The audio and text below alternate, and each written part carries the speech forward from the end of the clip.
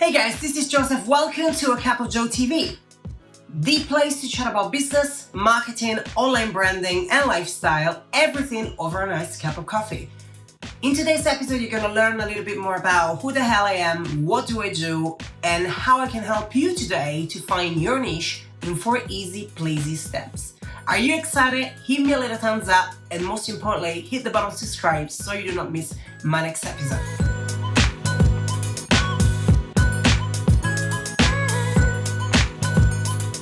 In this day and age, you can sell anything you want to anybody online. However, how can you find who to sell and what to sell? This is exactly what I'm covering today. Specifically, I'm going to give you a simple trick that will help you to skyrocket in your niche, how to find your niche, the number one factor to find niche that pays, and why your competition will help you. How many times did I say niche? Let me know in the comments.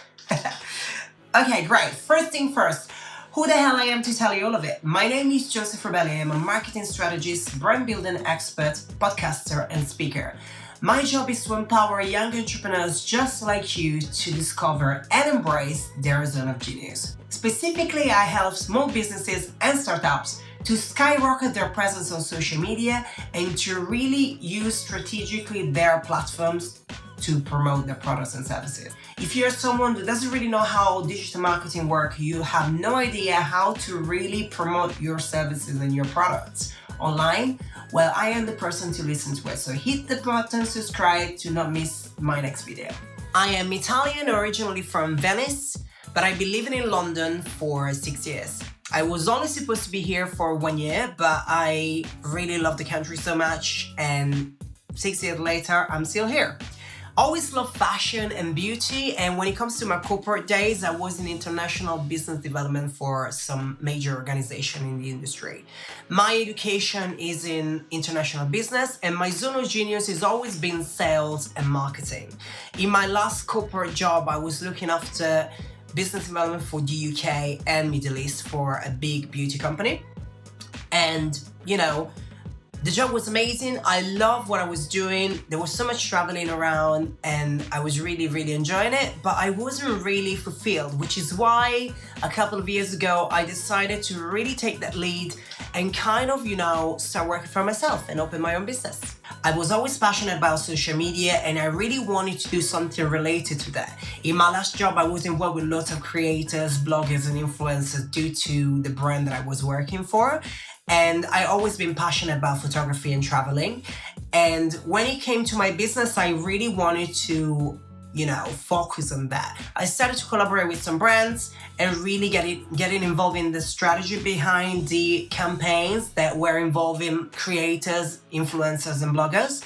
And, I wanted to do something related to that. My skills I've always been related to sales and marketing and really been able to transfer those skills into something that was my own. Okay, so when it comes to find a niche for your products and services and your business, there is a very simple formula that you might want to write down, and it's really easy. It's made of only 3 words: skills, profit, and passion. Let's break them down and let's have a look. What do they mean? When it comes to your business idea, you really want to take into consideration what is your zone of genius, meaning what are you the absolute best at? Let me tell you something. Sometimes you might be great at something, but you just don't know, which is why it's really important to get an external feedback. Let me tell you this story. When I wanted to start my business over on social media, I really wanted to deliver value to people. So I started my Instagram account and I was posting, like I guess everyone does. I was posting pictures about fashion, travel, all my passions in my feed, and it was really personal. But I wasn't really delivering any value to people. So one day I said to myself, okay, this is amazing. I'm getting some brand deals. This is great. This is really fun. However, where this is going, where is the value for people that are following me? My community want to get something out of me. What is that something? So I asked my husband and I said, well, what should I do I feel like this is great, but I don't really feel like I have a purpose here. So he said to me, well, due to your work experience, you have a great experience in sales, really good experience in marketing, and you're really good at training. So you're really good at teaching people. Why don't you start teaching digital marketing online? I look at him and I thought, who's going to care about that? But actually, I wanted to give it a shot. So I started to record an Instagram story. And I remember I was actually having a coffee in my kitchen and I was talking about email marketing. Guess what? That particular story got so much engagement. People were really keen to know more and they really wanted to get more of the same content. What that says to you? It says that sometimes what you don't try, you might not know it works. Social media, it's a great way for you to test if your business idea can really take off. So start an account or use your account and start to really talk about a specific topic that you would like to tailor a business around, because this is the key to really understand if there is a market for it already in your community. This is not the only way, but this is the easier way because social media is free and you really already have a feedback, especially in this day and age with Instagram giving you so many tools for you to really get a feedback out of your community. Your community doesn't have to be a big community. 50 people, 500 people, 5,000 people, 25 people, they all are potential clients. It's just the way you communicate to them that's going to make the difference.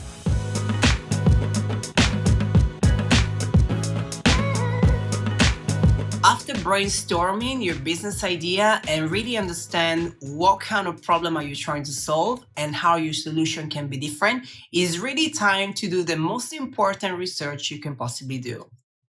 Understanding if it's profitable. Let me tell you something, there isn't any business if there isn't any profit. So the more you research into your business idea, the more success you can have. You really want to go on Google, look for keywords related to your business, and really understand what other people are doing, what other solutions are available out there, and also how your solution can be different. You really want to go on Amazon and understand how much educational training is available for that particular problem, how much people are willing to pay for that particular product or service. And another point to take into consideration is to really understand how painful is the problem that you're trying to solve. I'm not joking. Pain is a big problem for people and people are willing to pay so much money to get the pain away. Let's make an example. I break my tooth, I go to the dentist and I'm willing to pay money quickly to get my smile fixed, right? So meaning that if he's a good dentist and has a very good business mind, he's going to have a research how much other dentists are charging for that particular problem and then price his offer in the best possible way. So this is another trick to take into consideration.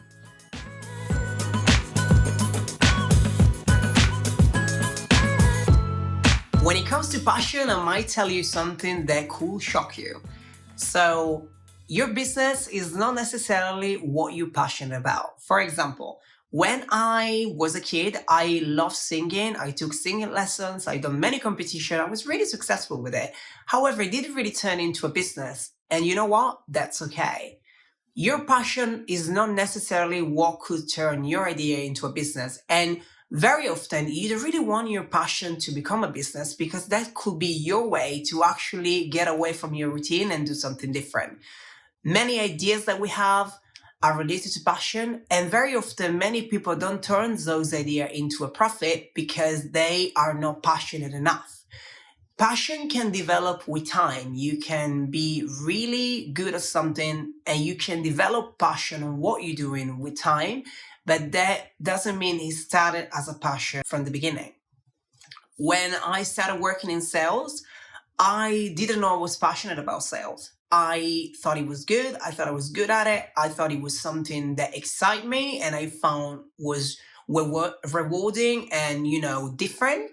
But that wasn't really my passion. However, I developed a passion with it with the time. So when you feel like you have an idea, but you're not really passionate about that idea, that's okay. That doesn't mean it cannot turn into a business. So you might want to take that into consideration when you are mapping out your next big project.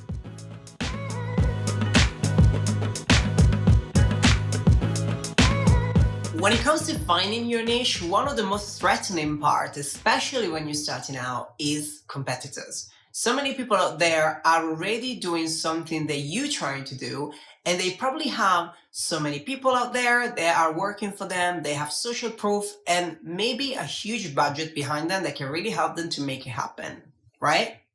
So the question that can come to you, especially when you're Googling what you're trying to do, is, how can I make something different? How can I really stand out from the crowd? How can my offer and my product be different from the trillion-dollar company behind it that is already doing it probably better than mine and really having the budget for it? How can I win? Let me tell you something.